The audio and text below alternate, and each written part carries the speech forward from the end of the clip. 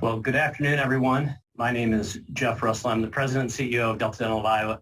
Thank you so much for joining us on the Green Room today. We're really excited to have this conversation about creating a culture of wellness. A couple of housekeeping items. Everyone is on mute and your cameras are off, so you shouldn't have to worry about that. As we go through this dialogue this afternoon, we're going to have an opportunity to ask questions back and forth. If you have questions you'd like to ask, feel free to put those in the chat window. And we'll take those if we can get to those as we go through the conversation. We also, as another housekeeping note, are recording this conversation. If you want to go back and dig into it later, or if you have colleagues who weren't able to join us. So let me start a little bit and talk about the culture, why creating a culture of wellness is important to us. And I think we're really fortunate to have two fantastic guests today, Teresa Havel from Vermeer Corporation and Brent Vanderwall from ITA Group. And I think not only has this conversation around wellness been important over time, but obviously with the pandemic, it's become even more important to us. And so our goal today is to really jump in and explore that conversation. The Green Room, we started last year really as an opportunity for us to continue to have a conversation with you about topics that are important.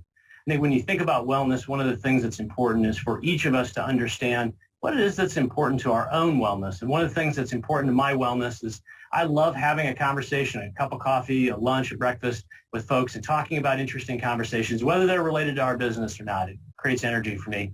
And so to some extent, the Green Room is an opportunity to invite you into that conversation and to be able to talk a little bit about this topic around wellness and creating a culture of wellness, which we know is important to employers of all shapes and sizes. So let's go ahead and get started. I'd love to introduce two of our guests today. As we bring them up on the screen, Teresa Havel, again from Vermeer Corporation, and Brent Vanderwall from ITA Group. Welcome to the Green Room. Thank you so much for joining us today. So to get started, what I'd like to do is, and Teresa, maybe we'll start with you, is certainly introduce yourself and your role and a little bit about Vermeer for those that don't know about that, and then talk a little bit about why do you have a wellness program, a culture? Why are you creating that? What's important to you about it? What's your goals? And maybe a little bit something that I think we'll try and drive into is how do you measure whether it's successful? So take 5-7 minutes and then we'll turn over to Brent and we'll get started with the rest of our dialogue. Well, thank you, and thank you for allowing Vermeer to be part of this conversation. My name is Teresa Havel. I'm the benefits manager at Vermeer. We're located with our corporate offices in Pella, Iowa, but we also have facilities in South Dakota, South Carolina, and Florida, as well as some international locations. My responsibilities here are core benefits as well as health and well-being. We have an on-site clinic and pharmacy and chaplaincy as well. So really it's just taking care of people. That's the best part of it. Why is wellness important? I feel very fortunate to work for an organization that feels that the investment in our people is just as important as the investment in equipment. We know that our most valuable asset at Vermeer are the team members who come every day, work hard, put the products together to sell to our customers. Taking care of them is priority. And sometimes it can be as simple as health plans, which are very traditional, to really thinking outside of the box, adding an on-site primary care health clinic, pharmacy for our team members, adding a chaplaincy to care for the emotional needs of our team members, as well as a health and well-being program. We take great pride in the fact that we like to be on the cutting edge. So we like to partner with organizations that allow us to do that, including Delta Dental, Walmart Blue Cross and Blue Shield, Premise Health, have all been key partners in this process. We share information with our team members, so we try to help them understand why is it important, rather than just giving them the traditional programs and hoping that they capture that. Talking about how you measure engagement is really tough. If you talk to any organization to get an ROI on any type of investment, it really depends on who you're partnering with and what their particular measure is. At Vermeer, it's engagement. How do we look at our folks? Are they happy? Are they healthy? Are their families happy and healthy? And getting that feedback from them is by far our number one form of knowing that what we are doing well. Fantastic. Thank you. Great segue and a lot to unpack there. So Brent, I will turn it over to you to introduce yourself and ITA Group and talk a little bit about your wellness culture. All right. Thank you, Jeff. Yeah, my name is Brent Vanderwall with ITA Group, President and CEO here.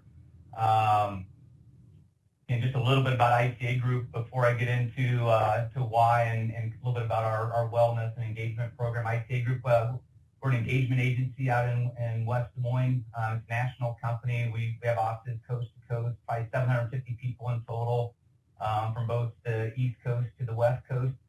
One thing unique about ITA Group is we're employee-owned, which helps lead or build our culture, or is a big part of our culture, so maybe we might be able to talk about that a little bit more later.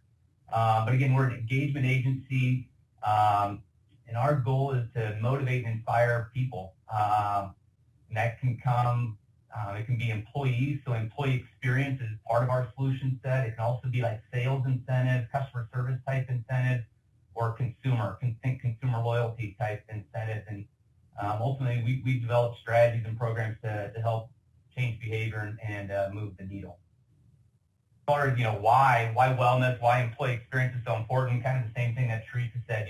Employees in our industry, certainly at ITA Group, our number one asset is our people. We're a consulting firm, and so your brain power and your ideas are your most important thing, which come from your people. So we know we got to take great care of our people. Our approach around wellness is really around employee experience. We take a holistic view. We do know that physical wellness and emotional wellness, we have programs for all of that, and that's really important, but we take more of a human-centric approach, and one around engaging, kind of like what Teresa said, again, around engaging team members. We want to make sure our team members are engaged and inspired. We believe we can do that with a variety of different ways. I'm trying to connect them to the company purpose. An individual purpose tied to the company purpose is important for our team members. So we do a lot of the traditional stuff, but then we do a lot around just communicating with our team members and trying to take great care of our teams. And the number one way we measure it is ultimately what you want is you want your team members to feel good. You want them to feel good about how they're contributing at their work. You want them to feel good about where they work, and you want them to feel good when they go home and try to remove as much stress as you can from their lives. Not quite this simple, but the number one metric we look at to measure employee engagement is employee retention. We know that's not a perfect metric, but we do look at employee retention as the number one metric. A secondary metric that we would look at is employee referrals. We believe when our employees are referring their friends and their family to ITA Group, that's a pretty good indication that they're engaged and they enjoy where they're working. And then the last metric is one around customer satisfaction. Again, we believe, and we preach this to our clients as well, that you start with employee experience, and if you can create a great employee experience, that'll lead to customer experience and customer satisfaction as well. So those are the three metrics that we kind of keep an eye on to look at how we're doing as far as creating a great employee experience. That's a great point. As I was preparing for this and thinking about it, I thought about the analogy that schools sometimes use, right? That over the last couple decades, schools have said, we have to educate the student that shows up, right? And we're going to have all the rest of their life that comes to us, and so there are things that we have to kind of help them work through. I think that's sort of been true on the employee side as well. Whether that's a physical issue, whether that's an emotional, whether that's a financial kind of thing, being able to provide that education and resources to direct folks in that way. I'd like to talk a little bit about your wellness, like your history, and I'll kick off a little bit on this. At Delta Dental, when I became the CEO about 8 years ago, we had a really robust wellness program. I think a lot of people had them at that point with a point-based system, and you did online learning, and you did events, and you did a variety of different tracking. And it really was a pretty robust system. What we realized is we had people scrambling around at the last moment trying to make sure they got all their points so they could get their discount on their benefits. And that engagement conversation felt like it was a very focused engagement about 2 weeks in the early November before we went into open enrollment and that. And we've moved to a process here where we said, the most important thing we really want you to engage with in a physical health environment, we can talk about emotional and financial later, is your regular preventive visits. So if you go get your regular age and gender medical screenings, you get a dental screening, you get a vision screening, you do a health risk assessment and do some biometric on a blood work, we feel like if we put you and connect you with a provider, that good things will start to happen in that. So it's been an interesting journey for us. We know that we have to be part of the solution around that. So I'm curious about what your journeys have been to that. Maybe, Teresa, we'll go back to you and talk a little bit about how's Vermeer, how's your thinking changed over time, maybe from, when you first started thinking about wellness to today? Well, we actually started our official comprehensive wellness program back in 2005, and it was predominantly led by a large health plan increase. And driving into that, we found out it was people who didn't know they had serious health conditions because they weren't going to the doctor. So we started doing the basics, biometrics. Let's do a few programs. As you mentioned, moved into let's do the points-based system. And to get people engaged. And in the very front end, people were learning things that they had no idea that they were struggling with, from cholesterol to high blood pressure. But I think over time, all programs kind of get to a point where it becomes more about the outcome for the employee. So I know what I have to do to get my X number of dollars in incentive. And we go to the same place that you spoke of. People are scrambling at the end to get their incentive. What's the easiest thing for me to do? So we really had to start asking ourselves, what is the difference between participation and engagement? And there's a very distinct difference. Anyone can participate at the lowest level to get what they need to do, but we had lost the message. Why are we doing this? So we are now in that process of redeveloping that message to say, here's why we are investing, and here's why we're asking you to take your time and your family's time to do these programs, because it's important. And we also had used our wellness program as kind of a disease management program. So you entered through whatever avenue that might be, and we were really relying on our wellness coaches to take people down this very complex disease management approach, and we realized that's not what their role was. So again, we're now reimagining what that looks like going forward. So you can have traditional wellness, you can have chronic care management, you can have financial wellness, and how does it all fit together? Great. A couple of really, really great points around that I think that as people go through this journey. Brent, talk a little bit about ITA's journey in this world. And you're in this business too of employee engagement, so you kind of have a dual role, not only for your own employees and that process you talked about, starting with the employees and getting to customers and satisfaction, but also creating the culture you want to create from a product perspective as well. Yeah, I would say, again, I don't know when exactly. I would have said we would have started our wellness program, but it would have been probably before I was here. And I would say we would historically, or many years ago, we would have said wellness would have been around recognition, right, and recognizing our team members. And we would have started, again, at the very, very beginning of just recognizing our top performers. And so we've had a program for years about recognizing our top performers. We eventually knew that, hey, we had to do more than just top performers. So then we went to years of service type programs, milestone type awards, peer-to-peer recognition. So we brought in all this recognition type of activity related to our wellness program. And then we figured out, hey, we need to do more around education and awareness. So then it pivoted into talking around creating awareness, education, and opportunity for regular checkups and all that stuff around healthy stuff. And now we've moved a little bit to more of this human-centric approach of looking at the holistic approach as to engaging a person. Communication is really important. Listening and communicating, creating this caring environment for our team members, along with all the stuff around the physical and emotional stuff as well, though. Yeah, I think both of you hit on a really interesting topic. I think most of these programs started really very physical health oriented, sometimes in reaction to medical claims costs and programs like that says, okay, we have to do something, right? So Teresa, I think your point about early on that, we were educating folks of that. I was at the dentist a few weeks ago, and my dentist now takes blood pressure. And that probably started maybe 2 or 3 years ago. And I asked him, I said, does anybody really walk in here and not know they have high blood pressure? I mean, seriously.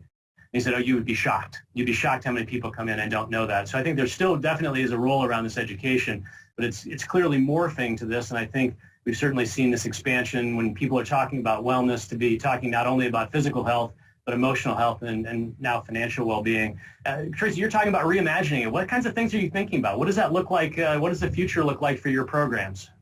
A really big piece of it is generational. So, we have in the last 5 years seen our millennial and Gen Z populations become more than half of the people that work for Vermeer, and their needs are entirely different than my generation or the baby boomers. And so how do you design programs where you can hit the needs of every employee you have when they need to have it happen? So that is one of the focuses.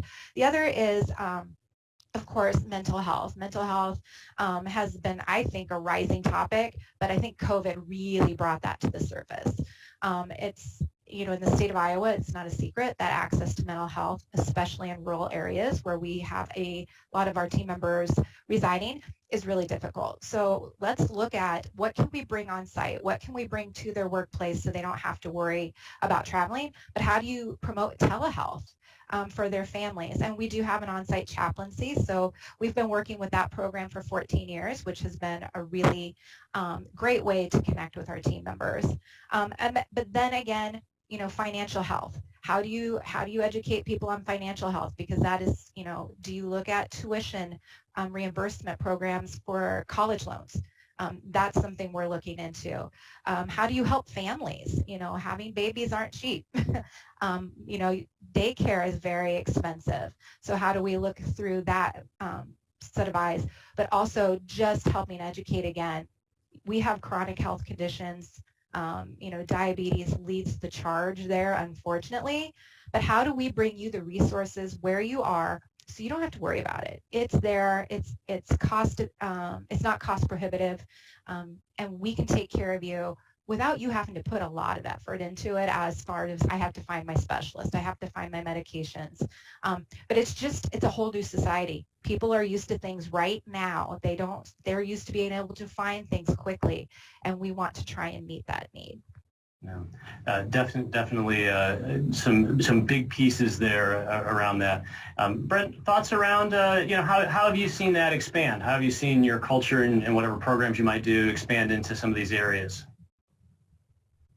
Well, a couple things. I think, one of the things that first jumps to mind is, partly because of COVID, flexibility has become a huge part, right? And so giving more flexibility to our team members to come and go, like into the office building and come in and out of work, if you will, to help them relieve some of the stress that they might have at home is a huge part of, taking care of our team members. And so we've had to increase our flexibility for our team members in a variety of different ways. So I think that's big, and that's new for us. And I think that's critical. That's what we're hearing. One of the other things we've been doing often is doing pulse surveys and trying to listen to our team members, what is important to them, in order to react to what's most important, what's top of mind for them. So that's front of mind. The other stuff that we're seeing is around communication. More and more communication. That's even more important now than ever with this disparate workforce. You just got to be much more intentional. Maybe intentional is a better word. Intentional in the communication and how you're staying connected to your team members. It used to be you saw them in the office and it's easy to stay connected to them. Now you got to be more intentional in finding ways to be connected to them to make sure that you're continuing to take care of them. Yeah, I think that's great. Oh, please. No, go ahead. No, go ahead. I was just going to say, I think that hybrid thing, and we'll get into this in a second, but I do think that piece around how does engagement happen in this, like we're right now, right? We're not seeing each other in 3 dimensions. We're seeing each other in 2 dimensions. Do you have any particular strategies on that? I want to come back to some Delta Dental stuff, but I wanted to kind of see if I could grab that while you were thinking about it. Well, again, I think it's harder, and I do think you have to be more intentional with it, right? It's not going to come as natural. It's going to be harder to have those informal conversations when you're not bumping into each other in the hallways and in the cafeteria and stuff. So you gotta be much more intentional about it. But I still think you can be effective in building those relationships, even if it's virtual. You just got to be much more intentional and focused about it. You know, one thing we found during the pandemic, I think it really starts to be around this creating a culture of wellness is, you know, they talk about that we make something like 25,000 decisions every day. And the idea of decision fatigue and how, you know, you start in the morning with all these great ideas of when I get off work, I'm going to go work out and I'm going to go do this. And all of a sudden you get through the day and you're like, even just the thought about how am I going to get out of the parking lot changes that dynamic. One of the things I think really was interesting for us is this idea of shared experiences, whether you're in person or virtual. And so a couple of years ago, I'll tell a story that it was a really bad winter. This is well pre-pandemic. And people were really grumpy in our office. And I said, you know, it's kind of a shame that recess is wasted on kindergartners and elementary school students. So we should have recess today. So on a relatively nice March day when it was starting to break and spring was starting to come, I said, let's just, you know, we're turn off our phones for 15 minutes. We're all going to take a walk around the building. We're going to go outside, get some fresh air, do something. And so we did a virtual recess last year in April as we started doing this idea about then everybody post on either our intranet sites, the Teams and that, or somewhere about how do you actually, you know, what did you do during your recess? Did you take your dog for a walk? Did you take, you know, a child who might have been home from school at that point to do that? And I really do think that, you know, we talk a lot about these big ideas, but sometimes it's the little ideas that sort of resonate the most. I'll show you one here. We'll get into pandemic, a little in post-pandemic. These were the shirts that we made for our team. That, you know, how many times have we been able to say, oh, you're on mute, Teresa, you're on mute, and you can just point to your shirt and do that. I don't know that that's about wellness, right? But at some level, it's about having a culture of a little bit of fun and being able to think about what does it look like. So let's do this. You know, we didn't get back to the poll. Let's bring up our poll and see what we have here. Hopefully people can, once we end that, we'll be able to see that. I can see it on my screen. Hopefully everyone's going to be able to see it shortly. There we go. So if you looked at the wellness, you know, how would you rank your current program?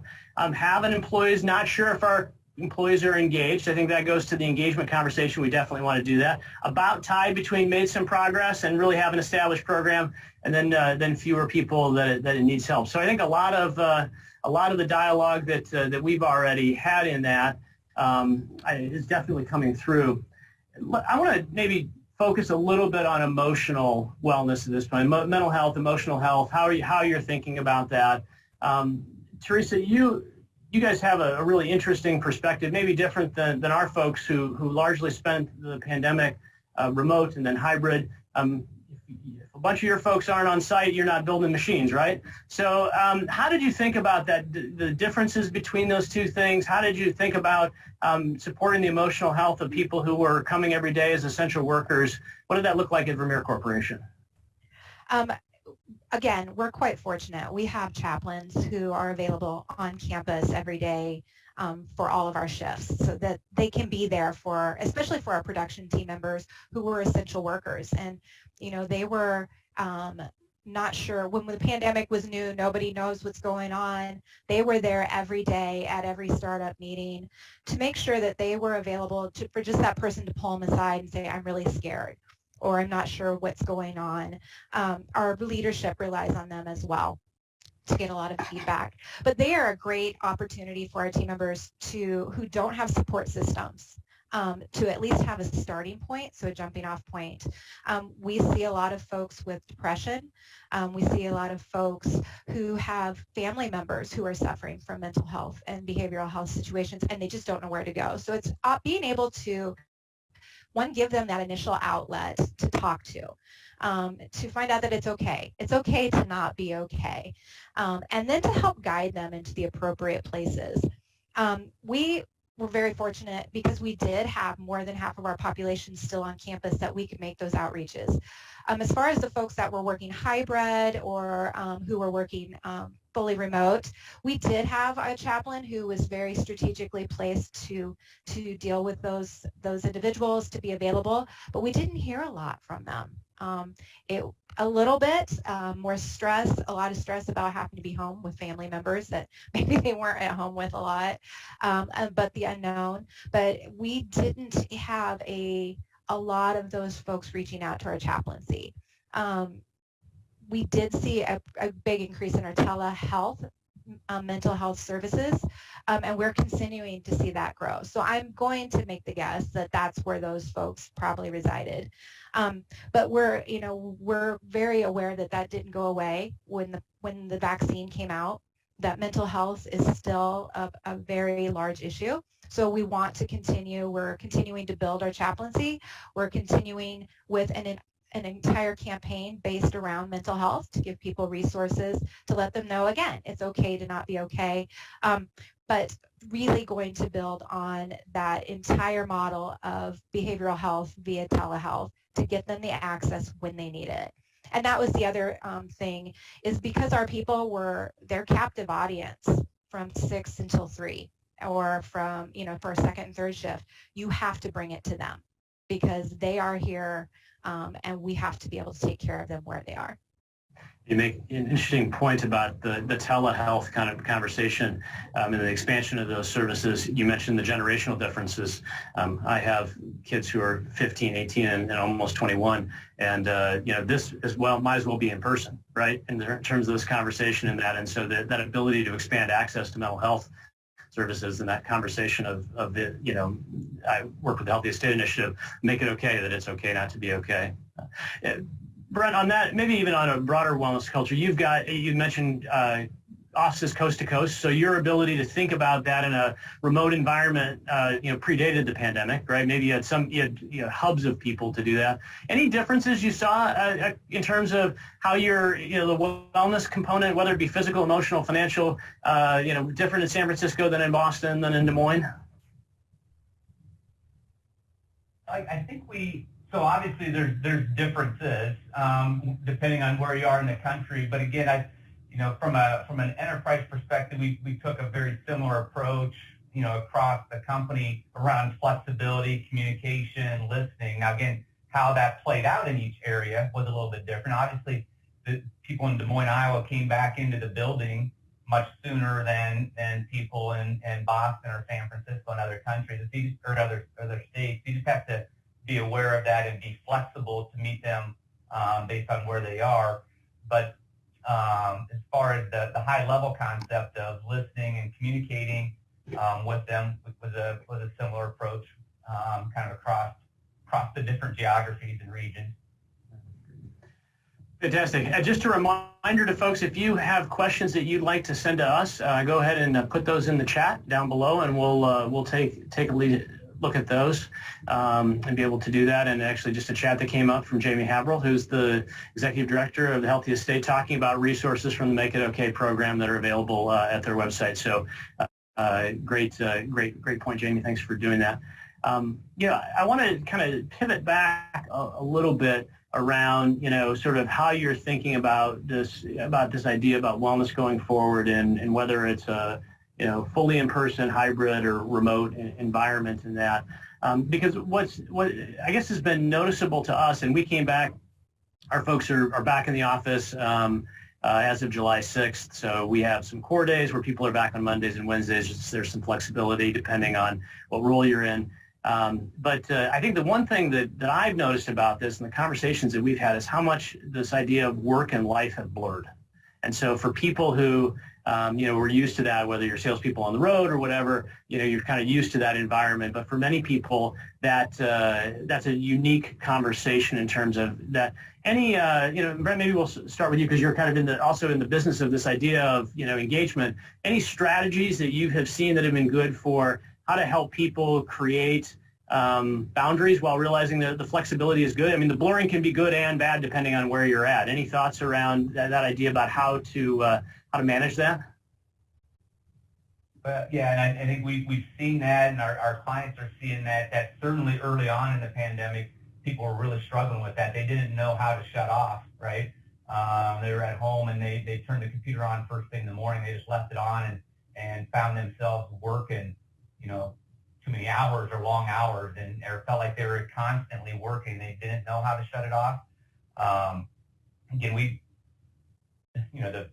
no big ahas and silver bullets other than just having our leaders stay connected to our team members and making sure they're communicating to them and taking care of them and making sure that they are logging off at the appropriate times and trying to help them prioritize their workload, what can wait versus what needs to be done that way. So again, it really is around having your leaders stay connected to your team members to make sure they're taking care of them. And Teresa, maybe just a slight twist on that question. I think you guys are now in a position and have kind of done this where you have obviously people on site, right? People who are in the plants. You have people who are hybrid, and now you have some fully remote people. How are you thinking about maybe wellness broadly, but also this idea of blurring and depending on what your role is? How is that working out at Vermeer? We haven't taken it off the table to say that we would develop an entirely different program for those who are not on campus. We are working very diligently to make sure that the experience we have for all of our team members is very similar. So that includes even our work remote team members as well as our team members at different locations. But again, we're in that redevelopment phase. We want to be able to have all of our team members experience what it's like to be on the Pella campus or to be in the South Carolina campus. So, we understand that Tele versions are a little bit hard to get that personal connection, especially when you're dealing with people who are used to that face-to-face. So, how do you create the environment where, from even an employee, like you have your virtual coffee times or your virtual happy hours to, we're looking into ways to provide programs where we can actually connect people from different locations all together on like a challenge team. So you might have somebody who's living in California on the same team with somebody living in Iowa. So how do we connect those folks socially? But, it is difficult for a manufacturing environment to really embrace that when the bulk of your team members sit in a particular location. I know. I think that's true, that intentionality. I mean, I think the one thing that I learned coming out of the experience over the last 16 months is that in a physical environment, and we have the fortune or the experience where we're almost all in one building here in Des Moines. The difference between that conversation and being either normally spread out or hybrid now is that I can't just get up and walk around the building and go have a conversation with somebody. I have to be really intentional about how that is, and especially when you create these these messages around wellness and thinking about that. I found even personally early on in this conversation when we were mostly remote that, to your point, Brent, I could sit in my chair all day long and not move, and the refrigerator was only up the stairs, so I could just go grab something out of the refrigerator and go back down. And, where at least here I have to walk to the car, right? I at least have to go and move around a little bit. And I think that, I think we've got to all be more intentional about those things moving forward. Well, and I think there's something to be said about accountability, because when, if you have coworkers or you have a wellness staff on site and they're following you through a program, they can see you every day. They can stop by and say, how's that going? When I'm doing Zoom meetings, I can shut you off. You never have to see me. So there, you have to reinvent how you're going to be accountable to your teammates, to your wellness program as well. Well, we have a question that came into the chat. Let me read it to you because I think it's a good question, especially for those in the early part. How do you start a program, and where's the best place to start a program? Is there an area that gives you more bang for your buck? Brent, maybe I'll start with you. I mean, you work with companies all the time probably on this exact question. Yeah, so again, I go back to, I'm going to take it beyond just wellness. I'm going to go culture and employee engagement, employee experience. I think the key is, one of the things you'll find quickly, and obviously it's not that big of an aha, is that different people are engaged different ways, right? And so I don't think you can do one thing and expect to hit all of your team members, right? And so I would take more of a mutual fund approach, if you will, and I would try to do a variety of things with the hopes that you eventually touch everybody and you can engage everybody. we had an event here where people were able to bring their dog to our lawn, for a doggy happy hour. And I'm like, well, who would do that? Well, we had 50 people show up with their dogs, right? So it's a good thing. People are having a good time in the lawn out here that for some other people would be like, what? I don't get that. Other people, there's different things will engage different people, I guess, is the concept. So clearly employee recognition, people love to be recognized. Some people like to be recognized publicly. Some people like to be recognized more one-on-one. So figure out what's most motivating and inspiring to your teams and figure that. So employee recognition would be a big thing. Employee events is another thing that we're seeing. All employee events, recognition, celebration, getting your team members together. I know it sounds a little bit odd coming right out of COVID, but those are hot topics right now as we're finding people trying to build relationships, which creates that engagement for your team members. So those are a couple areas that, peer-to-peer recognition, manager peer-to-peer recognition is always big, finding ways to do that.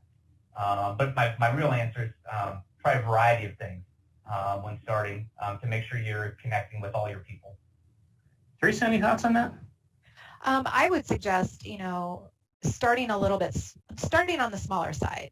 Helping if it's from the physical health, health piece, help them just understand where they are in that moment. Because as you mentioned before, we assume people know those things, but they don't.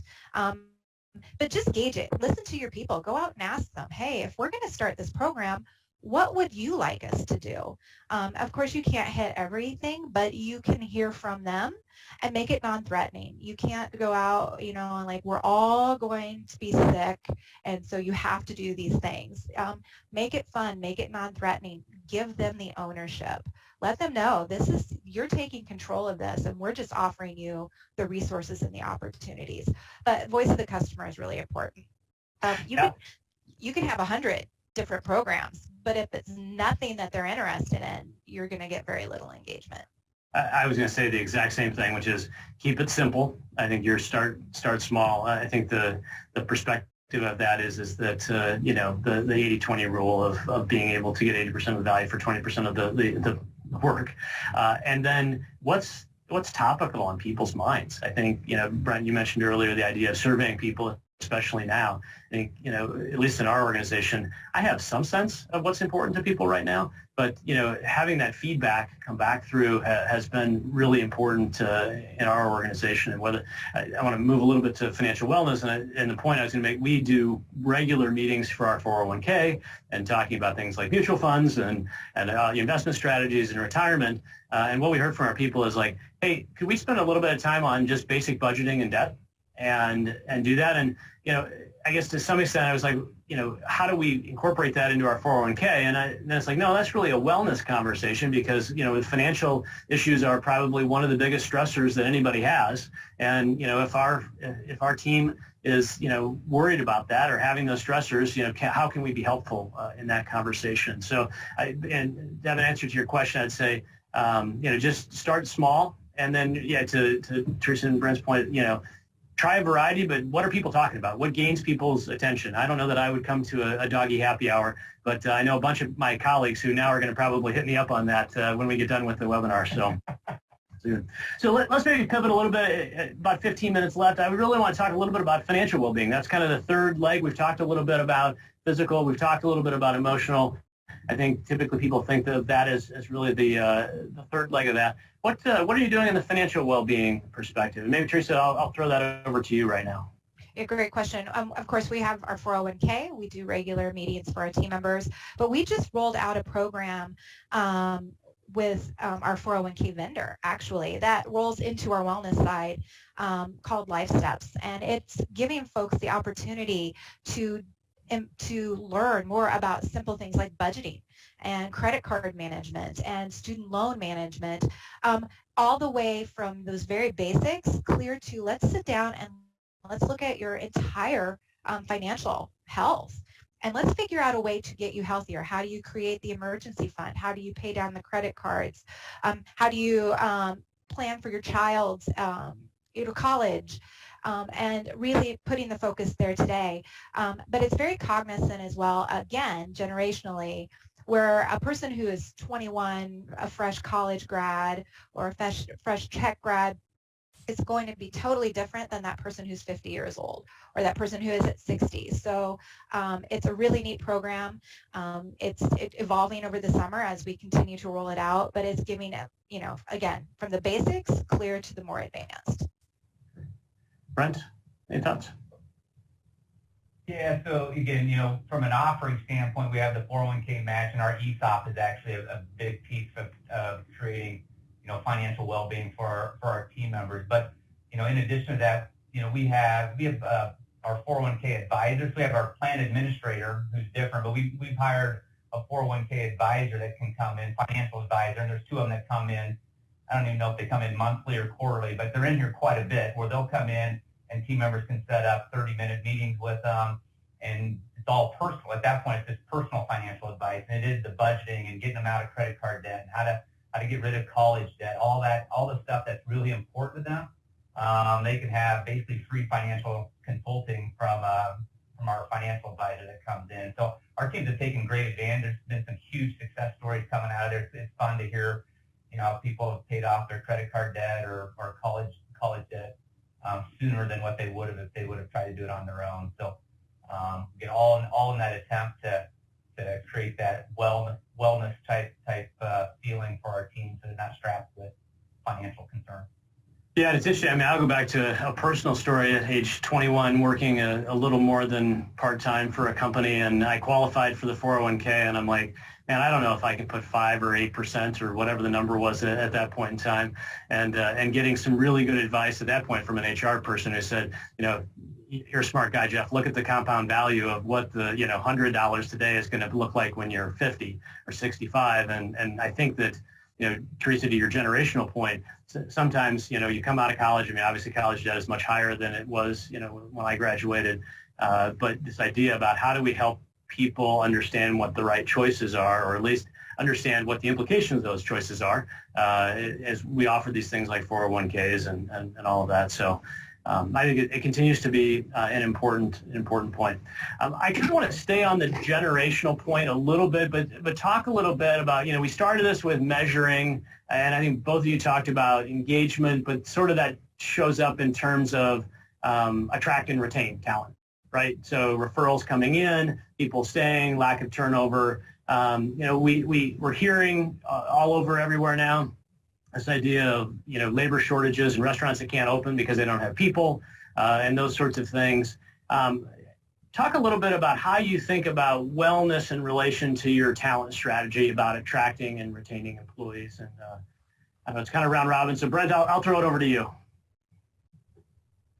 So yeah, obviously we would want to tout in both our recruiting and in our retaining. Again, in the retaining, the proof's in the pudding. You can kind of show it, but when you're out attracting talent, you want to be able to talk about your wellness programs and how you are engaging your team members. And I lean back in to employee retention and employee referral. That's great metrics to be able to tell someone that you're recruiting as to team members are engaged at ITA Group or at Vermeer's because they're sticking around. Otherwise they wouldn't be. Otherwise they'd be moving on, right? And so I think you gotta.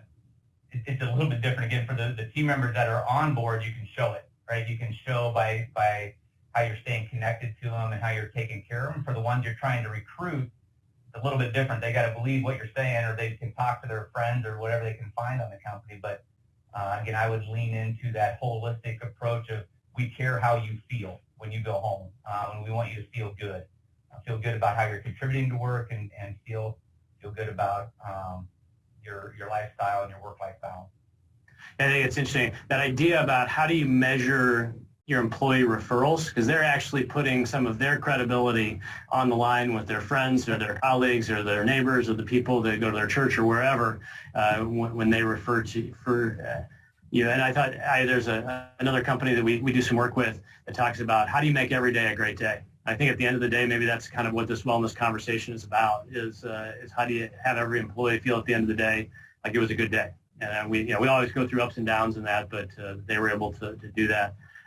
Teresa, any thoughts around how you're thinking about, attracting, retaining employees using your, this robust culture of wellness that you guys have built at Vermeer? Absolutely. We want people to come here because they know that they will get cared for here unlike they will at any other employer. We are in a world where almost every employer has some form of a wellness program. So you just have to make it a little bit better, and we want them to see us as the place they can come to when they need help, whether it's physical, emotional, financial. If I don't know where else to go, I can go to Vermeer because they care about me. They want me to be better. They care about my family. And once you get here, we want it to be so amazing that you don't want to leave because you're never going to get this anywhere else. And I think we've done a nice job of being able to do that. In the unfortunate situations where people do leave, they do reference things like our clinic and our pharmacy and our chaplaincy and our wellness initiative as things that they're going to miss the most when they're not at Vermeer. So I think it plays a key role. But again, it's understanding who you are as an organization and as a culture, because those are the people that you want to attract and you want to keep, so that they feel it from the time they walk in the door till the time they go home, and even at home knowing that they're cared for the entire, from start to finish.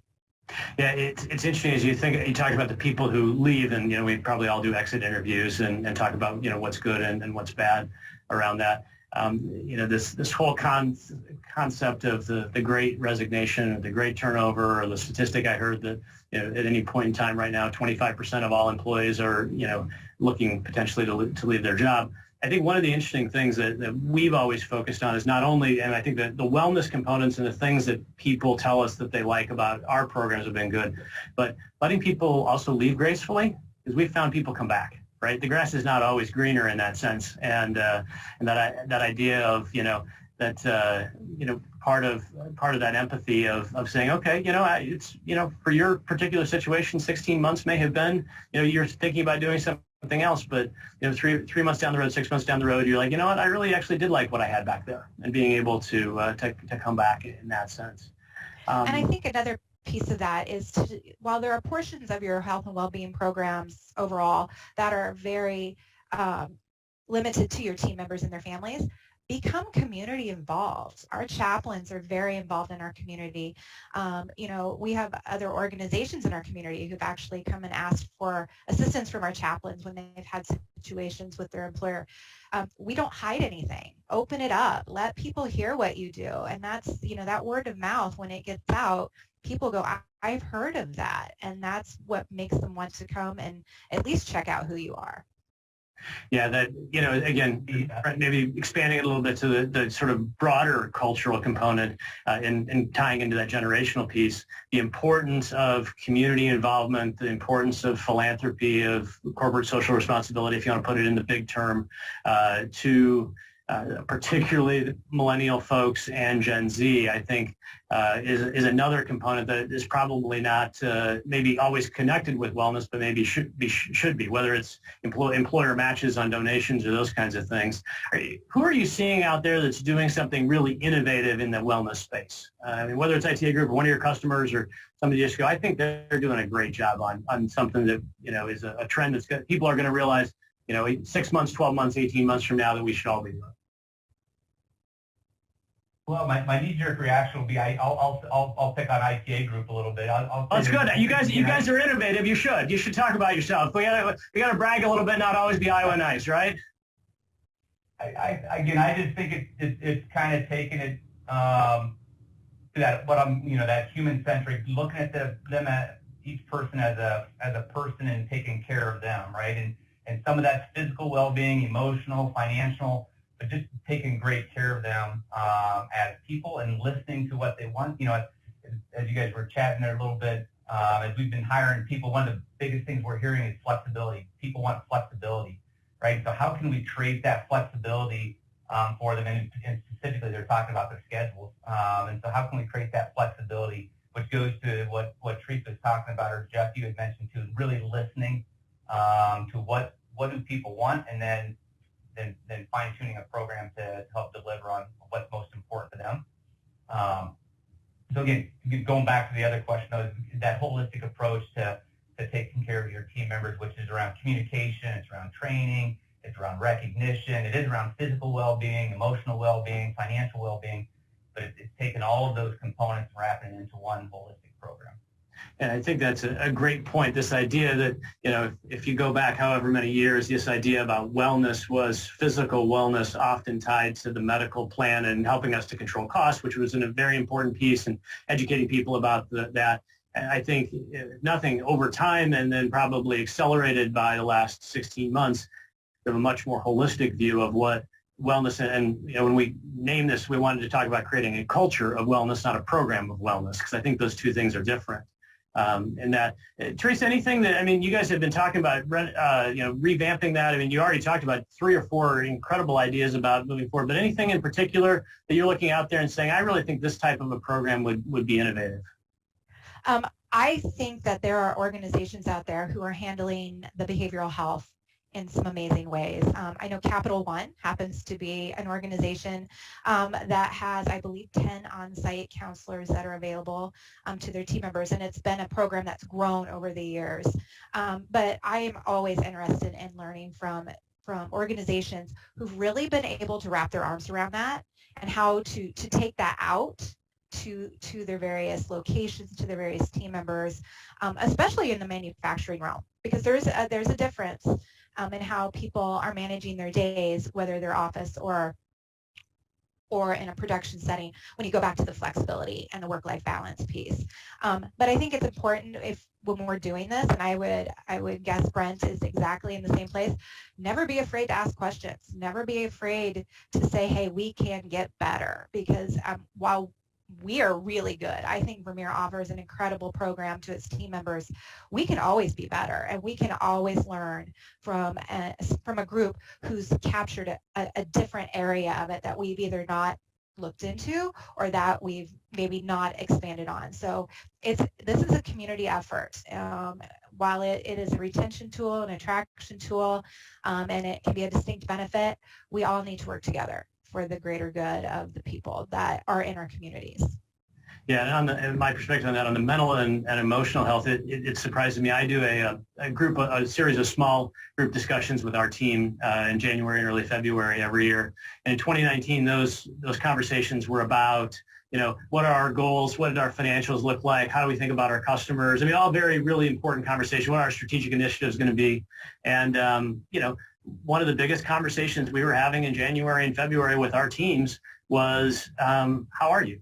And really, how are you? Emotionally, what does that look like? And, there was a question that popped up about, how do you really make it okay, if you will, in a workplace setting? And I think we did we brought in a professional psychologist trainer, we were still remote at that point, to talk about how do you think about those things? And how do you do that? And how do you make sure that if you're not in a place to do that, to be able to reach out in our organization to find the right resources, right? That's not that we're all, professional psychologists, because that's not a true statement, but how do you make sure that you get connected to those resources moving forward? So with a couple of minutes left, maybe I'd like to give you each an opportunity to sort of give your perspective. Anything that stuck out today from our conversation that you really wanted to put a point on, and I'll go backwards from the way we started. So Brent, I'll let you go first. Yeah, I think the comment or the observation is just listen to your team, right? Make sure you're listening to them, because there is not a one-size-fits-all in this space. So I make sure we're listening to our team. I think communication is another huge element, because you're talking about creating a culture, and so it takes a ton of communication, consistent, intentional communication would be another thing. And then just recognizing that one size doesn't fit all for everybody, and that you're going to have to do a variety of different things to get that engaged team member. And the concept of engaged employees or creating these great experiences for your team members that's where you want to get to. You want to have this engaged team member that is inspired and motivated to work for your company, and just finding the metrics to get there. Great. Teresa? I think Brent said that perfectly when he called it a human-centric approach. health and well-being, regardless of what avenues you take, have to be about the people. If it's all about the bottom line, you're not doing the right things. You have to have the sincere desire to take care of the people that work for you and their families. It's not just the person who shows up every day. It's their families. So I think that is key. It has to be about doing what's right for them. And then don't be afraid to try and fail. A program may go out, you may try it, and people may not respond to it. So don't let that, disappoint you and pull you backwards. Just find that new program or tweak it. And I agree with Brent. You have to hear what your people are telling you because they're going to give you the direction you need to provide them with what they need. Great. And just in wrap, I had two thoughts. Probably the most important one of those is help your employees and their families. That was a great point, Teresa. Take care of themselves. One of the things that happened during the pandemic is, some people put off their regular preventive visits, right? Things we haven't even really talked about, kind of where we started. And, we live in that world every day of preventive visits and how it, how it helps people, not end up with larger issues down the road. But part of that is about, I use an analogy that I borrowed from a longtime colleague of mine that said, if you have a 55-gallon drum and you take a cup of water and you pour a cup of water in it, it splashes around the bottom, but it's all fine. If you have a 55-gallon drum and it's all the way up to the very edge and you pour that same cup of water and it splashes all over everyone. And I think that at some level, whether we talk about emotional health, whether we talk about how do you stay engaged, the first part from my perspective is how do you help your employees understand what it means to take care of themselves and how can then we as employers help in that conversation. So I am so thankful that both of you were willing to spend an hour with us today in the Green Room on creating a culture of wellness. Teresa and Brent, thank you so much for your words. For those online, you'll get a survey. We'd love to hear your feedback, whether you find this valuable, what topics you'd like to hear about for the future. And as always, thank you for joining us today and have a fantastic week.